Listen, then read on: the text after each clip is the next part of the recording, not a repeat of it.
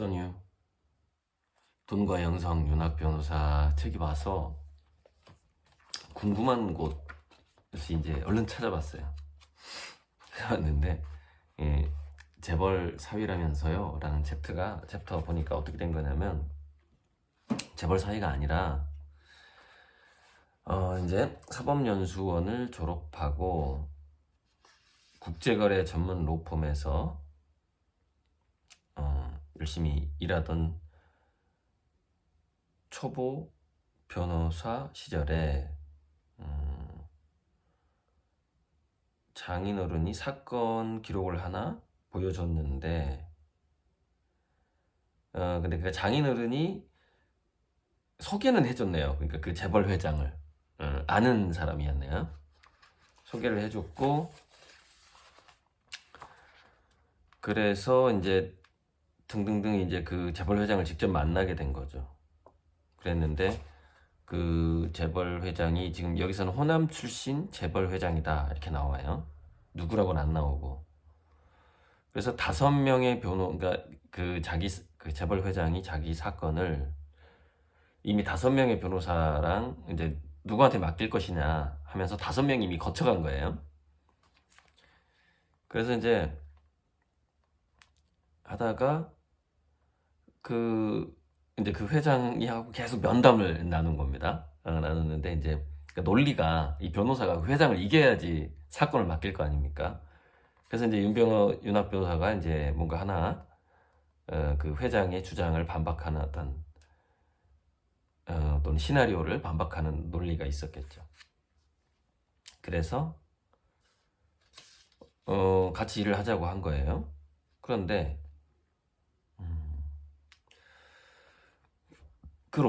그 수임료가 너무너무나 거액이었기 때문에 이제 그 로펌에 있는 선배 변호사랑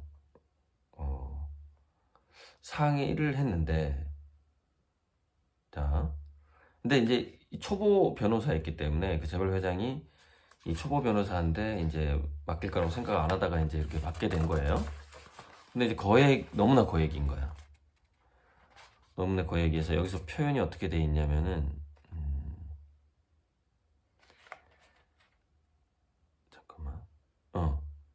변호사 개업을 해서 몇 년간 쉬지도 않고 열심히 일해도 벌까 말까한 돈이다, 이렇게 표현이 되어 있어요. 그래서 어찌됐건 이제 2가지 선택이 있었는데, 그 선배가 그냥 어차피 뭐 그 회장이 우리 로펌 보고 너랑 만난 것도 아니고 어떻게 소개로 너가 그 회장의 사건을 맡게 됐고 거액의 수임료를 준다고 하니 그냥 이 로펌을 사표 내고 개업을 해서 그 사건을 맡아라, 이제 이렇게 된 거죠. 그러니까 선배가 친한 선배니까 이제 좀 챙겨라 뭐 이런 권유가 있었던 거죠. 그래서 자기가 지금 로펌에 몸을 담고 있는 상태인데, 물론 뭐 로펌에서 맡긴 사건은 아닌 건데 장인어른을 통해서 이렇게 맡게 된 사건인데, 자기 소속이 로펌에 있으니 그냥 그 거액의 돈을 로펌에 주고 그 로펌이랑 같이 그 소송을 맡았답니다. 그래서 이제 결국에는 소송이 잘 해결이 돼서 좀 살벌했던 박정희 시절인데, 이때가 보니까 박정희 정권 시절에 그 회사가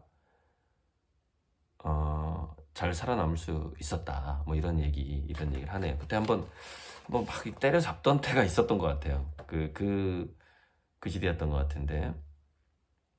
그래서 이제 중요한 거는 2가지 이야기인데, 여기서 그래서 이제 소문이 이렇게 났다는 거예요. 그 재벌의 사위라고 소문이 잘못 났다는 것이죠. 그 재벌의 사위가 아니면 어떻게 그렇게 큰 돈을 받고 큰 사건을 맡을 수 있겠느냐, 이렇게 이제 소문이, 추측성 발언들이 돌아다니면서 소문이 난 것이다. 네, 그것이고, 근데 이제 그 재벌 회장이 이 변호사가 개업해서 그 사건을 맡을 수도 있었지만 그냥 로펌에 돈을 줬다라고 하니까 변호사가 아니 그 재벌 회장이 해준 말이 재밌어요. 그건 한번 읽어드릴게요. 잘했네. 앞으로 돈은 얼마든지 벌 수 있네. 사람마다 돈 그릇이 있어서 지금 없어도 그릇이 크면 나중에 채워지네 하는 것이었다. 이렇게 얘기를 합니다. 돈 그릇 하니까 이제 저도 나름대로 돈 그릇을 막 키워봤잖아요. 제 그림이 제가 담는다기보다는 제 그림이 이제 돈을 담는 것인데 그게 이제 제 어떤 직감적으로 전 세계 통화량의 3분의 1을 제 그림이 담는다 이런 직감이 왔거든요. 저의 그릇이 아니라 제 그림의 돈 그릇입니다. 그게 이제 30경이 될지 뭐 10경이 될지 또는 100경이 될지 몰라요. 이 자본주의 사회가 어떻게 흘러갈지 모르니까. 하지만 분명한 것은 저는 자본주의를 선본주의로 만드는데 그 모든 돈이 쓰이도록 시스템을 만들겠다라는 것이죠. 자, 이 부분이 이제 또 한 부분이 이제 돈과 영성에서 굉장히 중요한 구절인데 딱 2페이지인데 이건 좀 한번 빠른 속도로 읽어볼게요. 이제 이분의 논리인데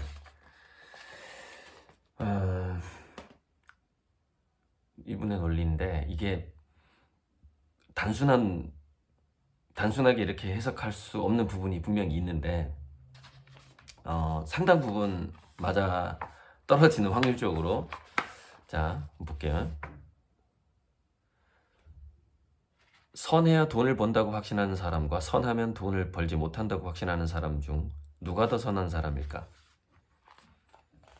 선보다 더 큰 자원은 없다고 믿는 사람은 자신이 돈을 못 버는 이유를 자신이 선하기 때문이라고 결코 말하지 않을 것이다.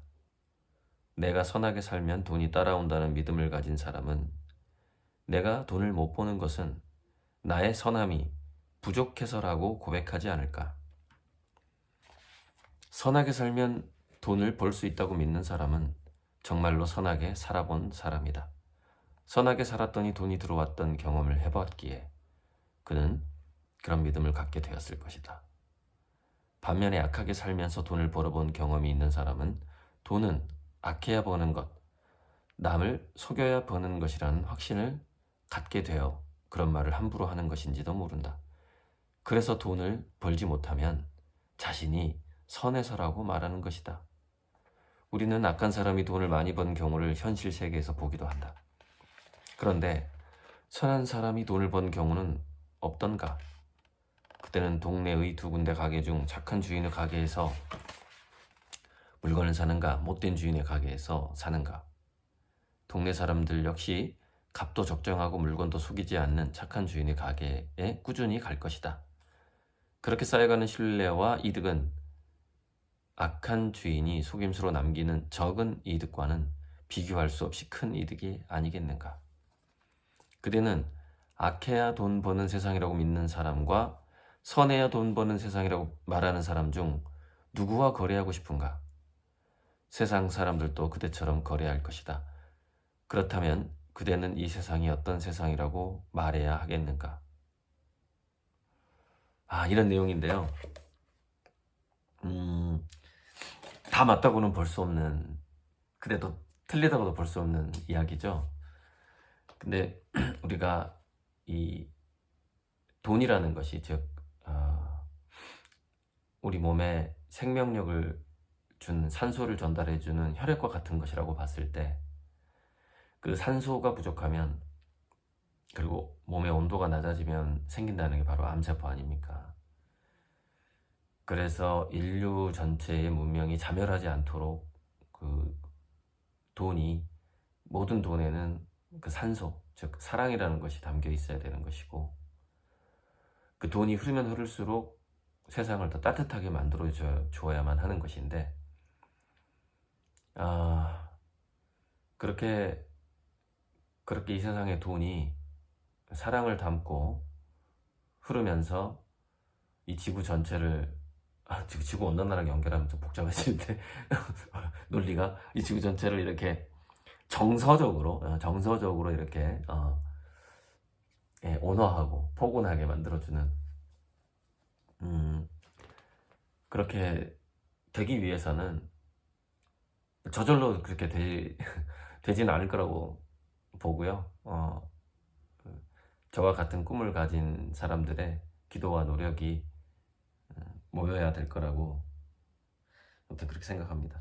돈과 영성에서 제가 이제 목차만 그때 인터넷으로 봤었는데 이 부분은 꼭 봐야 되겠다 싶어서 사가지고 그 두 부분만 얼른 봤습니다. 이제 다른 부분도 많긴 한데 체크하고 싶은 부분만 봤어요. 내일은 제가 사실 좀 조마조마합니다. 그러니까 춘포공장에 전북은행에서, 그러니까 제가 거래하고 있는, 현재 창조화력발전소가 거래하고 있는 전북은행 모래내 지점에서는 오케이 사인을 했는데 본부에서 실사를 해야 되겠다. 그래서 이제 황인철 지점장님이 이 본부에서 대출이 나오는 게 확률이 70% 정도 되는 것 같다 이러는 거니까 그럼 30%가 안 될 수도 있다는 얘기인데, 그러면 이제 문제가 뭐냐면 담보대출은 어디서든 대출은 되긴 돼요. 그런데 문제는 이자란 말이에요. 이자. 농협에서 지금 대출 거부가 나왔어요. 농협에서 대출 거부가 나온 이유가 뭐냐면, 첫째, 현재 우리 회사에 매출이 없어요. 매출이 없고 제가 과거에 신용이 안 좋았어요. 대표이사가. 그러니까 이게 좀 이상한 거예요. 담보물은 좋은데, 그러니까 담보물은 30억 가치가 있는데, 그리고 우리가 담보하려고 하는 건 13억, 14억인데 그 대출하려고 하는 거는 근데 어쨌건 서류상 이게 뭔가 안 맞는 거죠. 이게 안 맞는 거죠. 근데 이제 전북은행 같은 경우에는 우리의 돈의 흐름이 보이잖아요. 흐름이 전북은행 본부에서도 통장을 딱 보면 얼마가 들어오고 얼마가 나오고, 주식을 우리 회사를 믿고 주식을 받기 위한 그 주식 전환 사채라고 하나요? 그게 많이 들어온 게 다 보이잖아요. 그래서 얼마든지 오케이 할 수 있는데 서류상으로는 이해를 못 하는 거예요. 그 은행 본부에서. 근데 어쨌건 그러다 보니까 이게 확률적으로 이제 전북은행은 사실 1.5금융권 정도 된다고 볼 수 있거든요. 그러니까 이자가 살짝 높아요. 농협이나 이렇게 1금융권 살짝 높은데 여기서는 대출이 나와야 돼요. 여기서 안 나오면 이제 좀 이자가 너무 세죠. 네. 그래서 이제 내일 오전 9시에 이제 그 전북은행 본사에서 그 춘포 공장을 견학을 하고 전주로 와서 이제 저를 만나게 되는 거죠. 그래서 기린화실하고 갤러리하고 둘러보고 저랑 좀 대화 나누고 그러면 이제 실사가 끝나는데, 어쨌든 그 공장 자체가 10년 전에 지어진 공장인데, 그때 이제 그 건축을 하면은 건축비가 얼마 들었다 이런 걸 신고하는 게 있는데 놀랍게도 10년 전에 11억을 신고했어. 11억. 그러니까 자재값이 10년 동안 얼마나 올랐어요. 그러니까 지금 그 건물을 그대로 지을 수도 없거니와 그대로 지으려면은 그 지붕 자재 자체가요, 지금은 고속도로를 통과할 수 없을 정도로 그 고속도로 통행 법률 자체가 바뀌었다는 거예요. 아무튼 지금 그렇게 지을 수도 없어요. 지을 수도 없다 보니 지금 지으려면 15억에서 20억이 든 거죠. 들어요. 그 건물을 지으려고만 하면. 그러니까 그 건물 값 또는 땅값 둘 중에 하나만 해도 충분히 담보 가치는 나오는데, 그래서 내일 이제 가서 보면은 답이 나오겠죠. 그래서 내일 이제 대출이 확정되면 또 한번 올리고 싶은데 사실 좀 약간 조마조마하네요. 대출이 꼭 돼야 되는데. 이상입니다. 그래야 재료비도 확보해야 되고 인건비도 확보해야 되니까. 이상입니다.